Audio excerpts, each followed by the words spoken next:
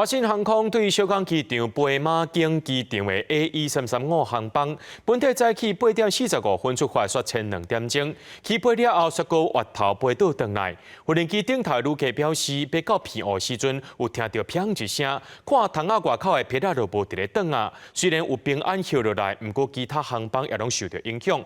目前这事故原因，运安会也正在调查。 几台前地勤甲旅客解说状况，华信航空20高雄飞偏黑的航班大乱，未少旅客到小港机场了后，才互人通知班机的延误1-2点钟。差了两个多钟头了。早上就已经在乱了，那你不是要提早讲，到12点多还讲，那我们赶着回去上班，怎么那个出勤人数都固定的啊？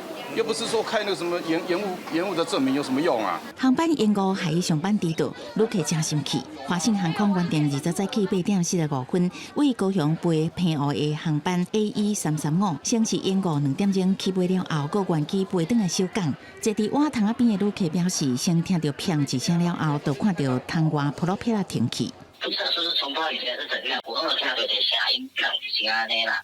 已经看到澎湖了，到一颗飞回去了，一颗已经完全没有动了，因为我坐在窗户旁边的。AE335在70个旅客飞转来小港了后，华信该安排其他的飞机，搁发红包200块补偿。不过后续航班嘛，因为安尼有影响延误。华信中道发声明回释的，不过敢若讲是机械因素，外界理由应该是发动机故障。他将 engine 关断，只是单引擎操作。依据这些资料呢，确认呢。 机械的部分呢，其实是没有异常的。发动机里面会有破片，造成这个发动机的损害。那这个在落地之后呢，经过检查就能够确认。那但是目前我们看到的机务人员的检查是并没有这样的一个现象。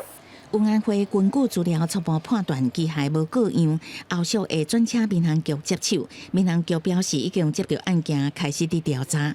记者综合报道。